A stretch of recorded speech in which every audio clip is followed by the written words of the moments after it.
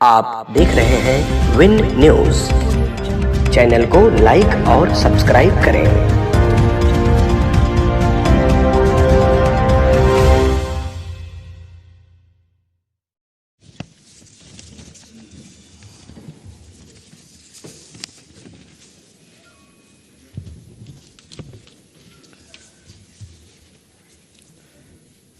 कर्नाटक विधानसभा और विधान परिषद के माननीय सदस्यों से मिलकर अत्यधिक प्रसन्नता हो रही है। यहाँ का विधानसभा भवन लोकतंत्र का अनुभव प्रतीक है, जो जनता की आशाओं और आकांक्षाओं को रिफ्लेक्ट करता है। ये ऐतिहासिक भवन यहाँ की समृद्ध लोकतांत्रिक यात्रा हमें नई प्रेरणा देती है। इस भव्य विधानसभा सौध के निर्माता श्री केंगल हनुमंतैया जी को, जो पूर्व मुख्यमंत्री थे, मैं उनको स्मरण करना चाहता हूं, जिन्होंने इस भव्य भवन को बनाया। मैं इस मौके पर बेंगलोर के निर्माता श्री केम्पे गौड़ा जी का भी स्मरण करता हूं, जिनका बेंगलोर बनाने में बहुत बड़ा योगदान है। साथियों, देश और दुनिया के लोग जब कर्नाटक आते हैं तो पर्यटक के रूप में भी इस विधानसभा सौध को देखने आते हैं और यहां से लोकतांत्रिक मूल्यों की प्रेरणा भी लेते हैं।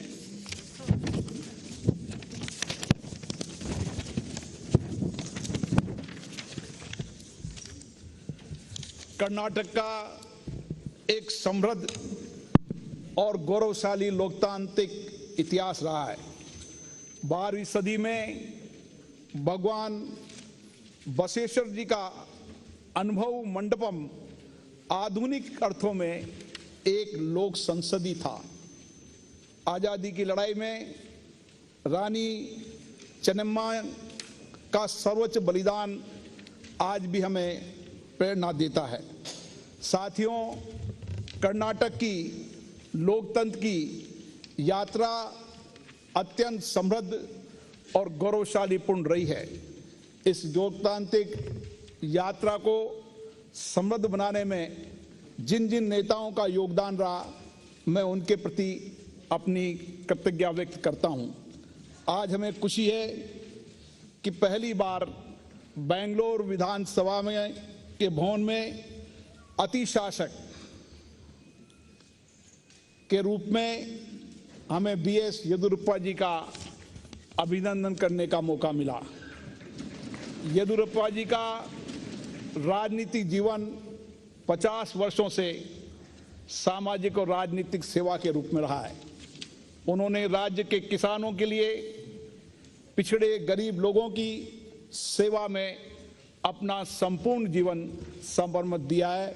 मैं उनके 4 बार के मुख्यमंत्री काल और संसद के रूप में जो उनका कार्यकाल रहा, जिसके माध्यम से उन्होंने जनता की सेवा की, उनका भी इस मौके पर अभिनंदन स्वागत करना चाहता हूं।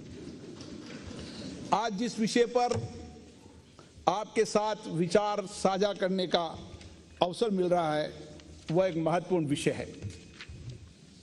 लोकतंत्र में आजादी के पिछले 7 दशकों की यात्रा के अंदर हमने संसदीय व्यवस्था से शासन चलाने की पद्धति अपनाई। उन संसदीय मूल्यों का संरक्षण करने और लोकतांत्रिक संस्थाओं को जवाबदेही बनाने की दिशा में हम कहां तक पहुंचे, इसके लिए चर्चा के लिए आज यहां पर हम आए हैं। आज संपूर्ण विश्व संसदीय प्रजातंत्र को शासन चलाने की सर्वोत्तम पद्धति मानता है। ऐसे में हमारी 75 साल की ये संसदीय लोकतंत्र की यात्रा और सशक्त हुई है और मजबूत हुई है। हमारे लोकतंत्र में सदैव से ही जनता रही है। संविधान बनाने वाले हमारे मनीषियों ने भी जनता को केंद्र में रखकर संविधान का निर्माण किया था। यही कारण है भारत में अभी तक 17 आम चुनाव और 300 से अधिक विधानसभा चुनाव सफलतापूर्ण संपन्न हुए, जिसमें मतदाताओं की हर चुनाव में भागीदारी बढ़ना इस बात का प्रमाण है कि हमारा लोकतंत्र सशक्त हुआ है, लोकतंत्र के प्रति लोगों की आस्था बढ़ी है।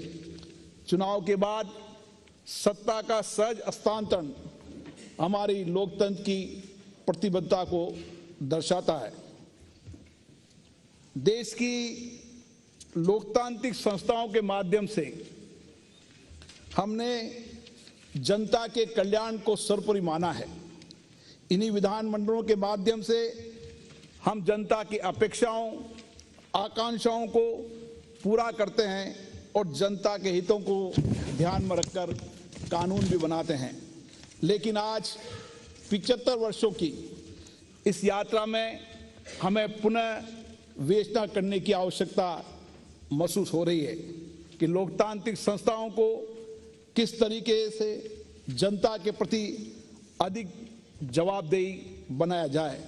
हमारा शासन लोगों की भावनाओं के अनुरूप हो, जनता की आवश्यकताओं को पूरा करने के लिए हो, जनता के कल्याण के लिए हो। इसके लिए लोकतांत्रिक संस्थाओं को और मजबूत करने की आवश्यकता है। संसदीय लोकतंत्र की नींव निर्वाचित जनप्रतिनिधियों की जनता के प्रति जवाबदेही पर टिकी हुई है। संसद एवं विधानमंडलों की प्रतिष्ठा बढ़ाने के लिए आवश्यक है कि जनता के चुने प्रतिनिधि जनता के प्रति संवेदनशील रहे, उनकी आशाओं आकांक्षाओं को इन विधानमंडल के माध्यम से पूरा कर सके। हमारे विधानमंडल लोकतंत्र की आत्मा है। देश के नीतियां और कानून बनाने का दायित्व इन्हीं विधानमंडलों पर है। हम विधानमंडलों को अधिक जिम्मेदार तभी बना सकते हैं जब इसके अंदर जनहित के मुद्दों पर सकारात्मक चर्चा हो। आज हमारे विधायी निकाय बहुआयामी कार्य कर रहे हैं, जिसमें लोगों की समस्याओं और शिकायतों की अभिव्यक्ति दी जाती है और कार्यपालिका की जवाबदेही भी तय की जाती है।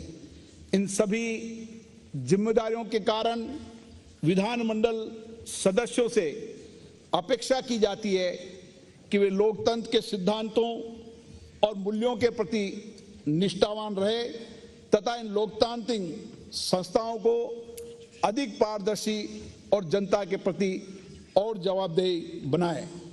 संवैधानिक व्यवस्था में शासन के तीनों अंग यानी कार्यपालिका, न्यायपालिका, विधायिका के अपने अपने अधिकार और कर्तव्य परिभाषित है और सबकी अपनी अपनी सीमाएं भी तय की गई है।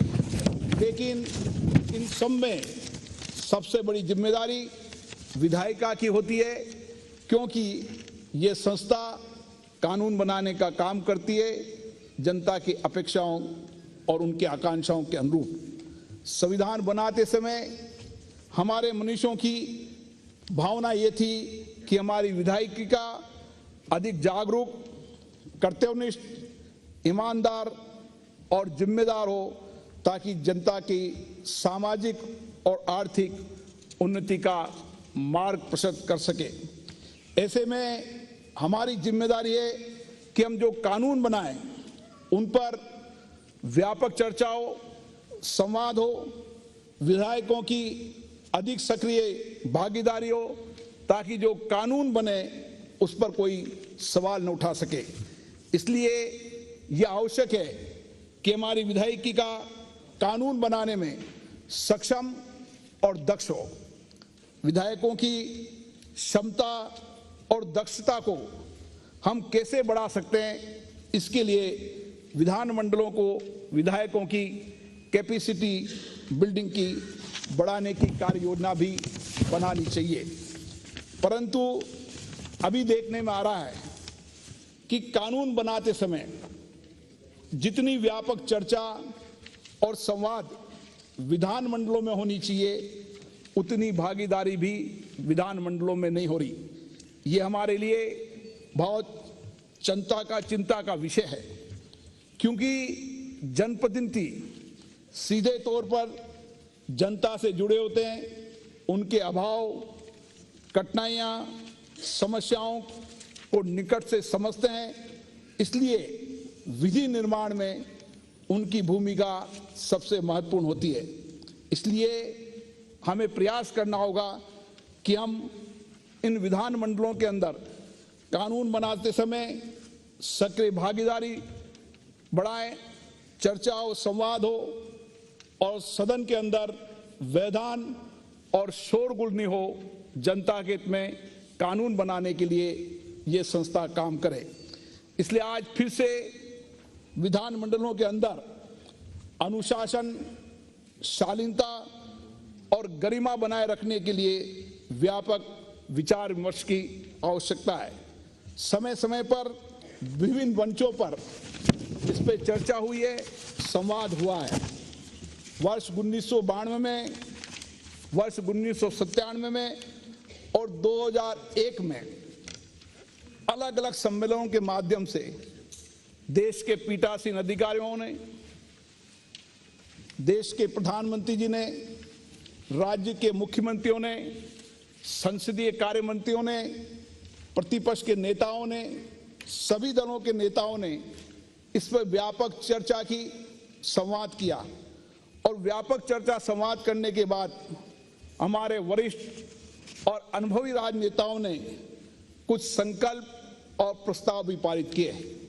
अब समय आ गया है कि उन संकल्पों, उन प्रस्तावों को हम विधानमंडलों के अंदर अमल करें और हमारी कार्य योजना का हिस्सा बनाएं। लोकतंत्र शासन प्रणाली में जनता द्वारा चुने गए जनप्रतिनिधियों से यह अपेक्षा की जाती है कि वे सदन में अपने अनुशासित व्यवहार और शालीन आचरण से सदन की गरिमा को बढ़ाएं। निजी जीवन में भी उनका कार्य एवं उनका व्यवहार जनसाधारण के लिए अनुकरणीय होना चाहिए, जिससे सदन की गरिमा और बढ़ सके। सदस्यों के अपने व्यवहार से शालीनता, परिपक्वता और सदस्यता लाने के लिए ऐसे मापदंड स्थापित करने चाहिए जिससे हमारा संसदीय लोकतंत्र गौरवान्वित हो। आजकल सदन के अंदर जिस तरीके से व्यवधान हो रहा है, जिस तरीके से बाधा पहुंचाई जा रही है, योजनाबद्ध तरीके से संसद के और विधानमंडलों के सत्र नहीं चलने दे रहे, ये हमारे संसदीय लोकतंत्र के लिए एक अच्छा प्रमाण नहीं है। हमने संसदीय लोकतंत्र अपनाते समय इन सदनों को मंदिर माना था और हमने विचार विमर्श किया था कि इन सदनों के माध्यम से हम देश और प्रदेश की जनता का कल्याण करेंगे। लेकिन आज सदन में जिस तरीके का शोरगुल, व्यवधान हो रहा है, ये हमारी संसदीय परंपराओं के अनुरूप नहीं है। हमें इसके लिए व्यापक चर्चा करना चाहिए, संवाद करना चाहिए और उच्च मापदंड सदनों के लिए निर्धारित करना चाहिए। मेरा तात्पर्य ये नहीं है कि सदन में विरोध नहीं हो। भारत के लोकतंत्र के अंदर विरोध, असहमति, तर्क, वाद विवाद और मतांतर हमारे लोकतंत्र की विशेषता रही है। आजादी के बाद से ही हमारे सदनों के अंदर सहमति, असहमति, मतांतर, वाद विवाद, संवाद, ये हमारे लोकतंत्र की विशेषता हमेशा रही है। लेकिन ये सदन वाद विवाद के लिए, संवाद के लिए, चर्चा के लिए व्यवधान के लिए नहीं है, गतिरोध के लिए नहीं है, बेल में आके नारेबाजी के लिए नहीं है, तख्तियों के लिए नहीं है। ये सदन हमारी संसदीय परंपराओं के अनुरूप, जनता की भावनाओं के अनुरूप कानून बनाना, उनके विषयों पे चर्चा करने के लिए है। और इसीलिए आज फिर से एक आवश्यकता हो गई कि हम किस तरीके से हमारे लोकतंत्र को सशक्त करें, मजबूत करें। जनता का विश्वास इस संसदीय प्रणाली के अंदर हम कैसे कायम कर सकते हैं, इसके लिए विचार विमर्श की आवश्यकता है। क्योंकि धीरे धीरे हमारे विधानमंडलों के इन आचरणों के कारण, इन व्यवहारों के कारण हमारी संसदीय प्रणाली पर सवाल उठने लगे हैं। देश की जनता चाहती है कि संसद चले, विधानमंडल के अंदर हमारे अभावों, मुसीबतों, कठिनाइयों पर चर्चा हो। ये देश की जनता, प्रदेश की जनता चाहती है। इसलिए मैं सदनों से आग्रह करना चाहता हूं कि हमें सभी दलों को बैठकर किस तरीके से हम एक व्यापक नीति कार्य योजना अपने अपने सदनों में बनाएं, ताकि इस सदनों के अंदर व्यापक चर्चा हो सके और बेहतर कानून बनाते समय ज्यादा विधायिका की सक्रिय भागीदारी हो सके।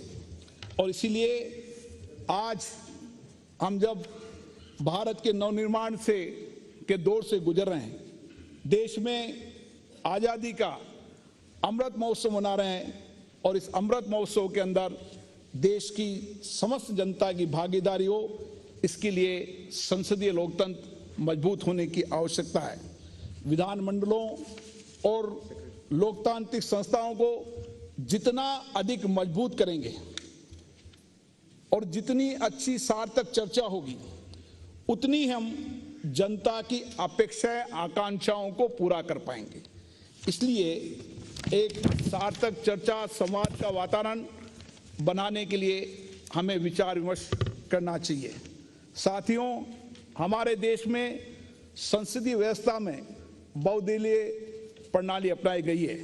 देश के अंदर अलग अलग विचारधारा, अलग अलग विविधताओं के बाद भी हम लोकतांत्रिक संस्थाओं के माध्यम से देश के जनता का सामूहिक रूप से कल्याण हो, इसके लिए इन सदनों में चर्चा करते हैं। मेरी कामना है कि हम देश और प्रदेश की समृद्धि और विकास के लिए सामूहिक भावना से काम करें, ताकि लोकतांत्रिक संस्थाओं के माध्यम से हम देश प्रदेश की जनता में शांति, समृद्धि, खुशहाली और विकास ला सकें। इसके लिए हमें सामूहिक प्रयास करने की आवश्यकता है। हम लोकतांत्रिक संस्थाओं को, चाहे पंचायत हो, चाहे नगर पालिका हो, चाहे विधानसभा हो, चाहे लोकसभा हो, इन सभी लोकतांत्रिक संस्थाओं को जितना अधिक सशक्त करेंगे, जितना अधिक मजबूत करेंगे, उतना ही हम देश की जनता के आर्थिक और सामाजिक जीवन में परिवर्तन ला सकते हैं। मुझे विश्वास है कि आज हमारी यही चर्चा, संवाद नया परिणाम लाएगी, और हम सब मिलकर संकल्प लेंगे कि हम संसदीय लोकतंत्र को मजबूत करेंगे। हमारा संसदीय लोकतंत्र राजव्यवस्था का मूल तत्व है। उसके संरक्षण, पोषण और उसको मजबूत करने के लिए, संसदीय संस्थाओं को सबल बनाने के लिए हम स्वयं को समर्पित करेंगे। आप सभी को बहुत बहुत धन्यवाद। जय हिंद।